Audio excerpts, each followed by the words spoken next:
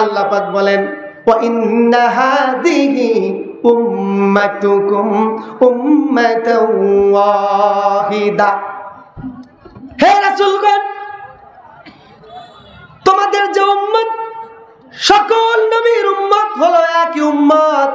তবে এখানে উম্মত শব্দটি তাফসিরে মায়ারুফুল কোরআনের বর্ণনা, এখানে উম্মত শব্দটি জাতি হিসাবে, অনুসারী হিসাবে ব্যবহার করা হয় নাই। আল্লাহ সূরাতুল মুমিনুনের 52 নম্বর আয়াতে উম্মত শব্দটি দ্বীন অর্থে ব্যবহার করেছেন। বন্ধুগণ আমার, আপনারা জানেন অ্যারাবিক ডিকশনারি যারা পড়েন, বর্তমান তো দুনিয়া এত সহজ হয়েছে। আমি বলি যে দুনিয়া যত আপডেট হবে আল্লাহর কোরআনের জ্ঞানও তত আপডেট। সুবহানাল্লাহ। আজকের দুনিয়া অটোমেটিক হয়েছে, ডিজিটাল হয়েছে, স্মার্টফোন এসেছে, অ্যান্ড্রয়েড ফোন এসেছে, তারপরে কম্পিউটার, প্রজেক্টর যা এসেছে সব আমাদের দিন বুঝাকে সহজ করে দিয়েছে, ঠিক না? আজকে একজন জেনারেল শিক্ষিত master, doctor, engineer, professor, barrister, police officer, বিভিন্ন লাইনের জেনারেল শিক্ষিত লোকেরাও মুহূর্তের ভিতরে মোবাইলটা বের করে এই স্মার্টফোনে, আমারটা তো অ্যানালগ, হ্যাঁ, স্মার্টফোনটা বের করে, মোবাইল বের করে সফটওয়্যারে কোরআনের যে কোনো আয়াতের অর্থ বাংলা ইংরেজিতে জেনে নিতে পারে, ঠিক না? বন্ধুগণ আমার, আপনারাও জানেন উম্মত শব্দের অর্থ হলো অনুসারী জাতি। উম্মত বলতে মূলত বলা হয় যে কোনো নবীর অনুসারী বা তার সাহাবীদেরকেই বলা হয় উম্মাত। যেমন মুসার জামানায় যারা ছিলেন তারা হলো মুসা আলাইহিস সালামের উম্মত, ঈসার জামানায় ছিলেন তারা ঈসার উম্মাহ, ইব্রাহিমের জামানায় যারা ছিলেন তারা ইব্রাহিমের উম্মাহ, মুহাম্মাদের জামানায় যারা আছে তারা মুহাম্মাদের উম্মত। তবে এইখানে সূরাতুল মুমিনুনের 52 নম্বর আয়াতে উম্মত শব্দটি অনুসারী অর্থে আসে নাই, এখানে আল্লাহ পাক দ্বীন অর্থে উম্মত শব্দটি দিয়েছেন।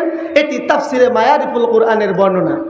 বন্ধুগণ আমার, দ্বীন শব্দের সাধারণ অর্থ হলো জীবন ব্যবস্থা। দ্বীন শব্দের অর্থ হলো রীতিনীতি, পদ্ধতি। দ্বীন শব্দের একটা অর্থ আমরা ধর্ম হিসাবেও ব্যবহার করি, তবে আল্লাহ পাক সুবহানাহু ওয়া তাআলা দ্বীন শব্দের 3 ধরনের অর্থ পবিত্র কালামে হাকিমে দিয়েছেন।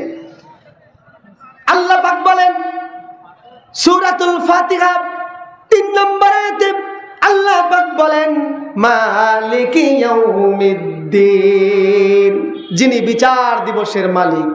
এখানে দিন শব্দের অর্থ হলো আখিরাত। দিন শব্দের অন্য অর্থে আল্লাহ বলেন আল ইয়াউমা আকমালতু লাকুম দীনাকুম ওয়া আতমামতু আলাইকুম নি'মাতি। এই আয়াতের মধ্যে আল্লাহ পাক দিন শব্দের অর্থ দিয়েছেন ইসলাম। দিন শব্দের 3 নম্বর অর্থ আল্লাহ রাব্বুল আলামিন সূরাতুল আলে ইমরানের 19 নম্বর আয়াতে বলেন ইন্নাদ-দীনা ইনদাল্লাহিল ইসলাম। এই আয়াতে দিন শব্দের অর্থ হলো জীবন ব্যবস্থা। বন্ধুগণ আমার, তাহলে দিন শব্দের যদি আল্লাহ পাক 3 রকমের অর্থ দিয়ে থাকেন, আমার আলোচ্য আয়াতে উম্মত অর্থ দ্বারা যদি দিন বোঝানো হয়, এখানে কোন দিন বোঝানো হলো? কিয়ামত, ইসলাম নাকি জীবন ব্যবস্থা? কোনটা? তাফসিরে মায়ারিফুল কোরআনের বর্ণনায় এসেছে এখানে উম্মত থেকে দিন, এখানে দিন বলতে জীবন ব্যবস্থা অর্থে দিন বোঝানো হয়েছে। তাহলে আল্লাহ পাক কি বললেন? ওয়া ইন্না হাযিহি উম্মাতুকুম উম্মাতাও ওয়াহিদা। হে রাসূলগণ, আমি তোমাদেরকে যে উম্মত দিয়েছি, মানে যে দিন তোমাদেরকে দিয়েছি, সকল রাসূলের দিন একই দিন। বলেন আল্লাহু আকবার। এখানে যে সকল রাসূলকে উদ্দেশ্য করে বলা হয়েছে, এটি আপনি বুঝবেন কি করে? আয়াতের পূর্বাভাস সম্পর্কের দিকে তাকান, তাফসিরের কিতাবগুলো খুলে দেখবেন আয়াতটার সাথে আয়াতের পূর্বাভাস সম্পর্কটা কি। আয়াতের পূর্বের আয়াত 51 নম্বর আয়াতের ভিতরে আল্লাহ পাক বলেন ইয়া আইয়ুহার রাসূলু কুলু মিনাত তাইয়্যিবাতি ওয়া আমালু সালিহা। হে রাসূলগণ, আমি তোমাদেরকে যে পবিত্র রিজিক দিয়েছি তা খাও আর আমার ইবাদত করো। সুবহানাল্লাহ। পরবর্তী আয়াতে আল্লাহ পাক কি বলেছেন আমি পরে বলবো। পূর্বের আয়াত থেকে প্রমাণিত হয় ওয়া ইন্না হাদিহি উম্মাতুকুম উম্মাতাও ওয়াহিদা। আয়াতটা শুধু মুহাম্মদ রাসূলুল্লাহ নয়, সকল রাসূলকে উদ্দেশ্য করেই আল্লাহ বলেছেন।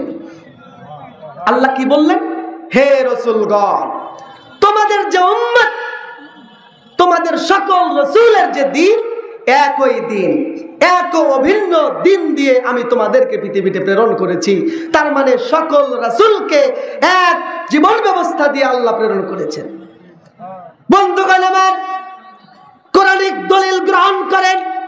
সূরাতুশ শূরা 13 নম্বর আয়াতে আল্লাহ রাব্বুল আলামিন বলেন, শারআ লাকুম মিনাদ-দীনি মা ওয়াসসা বিহি নূহান ওয়াল্লাযী আওহাইনা ইলাইকা ওয়া ওয়াসাইনা বিহি ইব্রাহিমা ওয়া মূসা ওয়া ঈসা।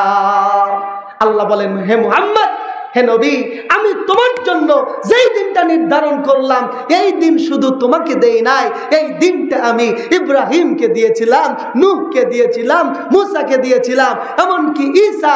উদাহরণস্বরূপ বলা যায় সকল রাসূলের দিন ছিল এক। এ থেকে বোঝা গেল সকল রাসূল একই জীবন ব্যবস্থা নিয়ে পৃথিবীতে এসেছেন। বন্ধুগণ আমার, তাহলে সকল রাসূলের দিন যদি এক হয়, সেই দিনটার নাম কি? হ্যাঁ, আপনারা দেখি আগেই জানেন আমাদের দিনের নাম ইসলাম। অন্যান্য নবীদের কি ছিল? বন্ধুগণ আমার, আল্লাহ পাক বলেন, ইন্নাদ-দীনা ইনদাল্লাহিল ইসলাম। আমার নিকট গ্রহণযোগ্য একমাত্র দিন, একমাত্র জীবন ব্যবস্থা, যার নাম হচ্ছে ইসলাম। তাহলে পূর্বের নবীদের দিনের নামও কি ছিল? আল্লাহ পাক বলেন, হযরত ইব্রাহিম দোয়া করেছিলেন, রব্বানা ওয়াজআলনা মুসলিমাইনি লাকা ওয়া মিন যুররিয়াতিনা উম্মাতাম মুসলিমাতাল লাক। হযরত ইব্রাহিম দোয়া করলেন, রব, আমাকে, আমার স্ত্রীকে এবং আমার উম্মতকে তুমি মুসলিম হিসেবে কবুল করে নাও। হযরত নূহ বলেন, হে আমার জাতিরা, ওয়া উমিরতু আন আকুনা মিনাল মুসলিমিন। আল্লাহু আকবার। হযরত নূহ বললেন, আমার আল্লাহ আমাকে মুসলিম হওয়ার জন্য আদেশ করেছে। শুধু তাই নয়, হযরতে ঈসা বলেন, হে আমার জাতির লোকেরা, সাক্ষী থাকো, সাক্ষী থাকো, অন্য কোন দিন নিয়ে, অন্য কোন জীবন বিধান নিয়ে আমি পৃথিবীতে আসি নাই। ওয়াশহাদ বিআন্না মুসলিমুন, আমি মুসলিম হিসেবে পৃথিবীতে আগমন করেছি। সুবহানাল্লাহ। তাহলে যারা ইসলাম গ্রহণ করে তাদেরকে বলা হয় মুসলিম, নাকি বলেন? যেহেতু হযরতে মূসা বললেন আমি মুসলিম, হযরতে ঈসা বলেন আমি মুসলিম, হযরতে নূহ বলেন আমি মুসলিম, হযরতে ইব্রাহিম বললেন আমি মুসলিম, তার মানে বোঝা যায় পূর্বের সকল নবী ছিল মুসলিম, ঠিক কি না? তাদের দিন কি ছিল? ইসলাম।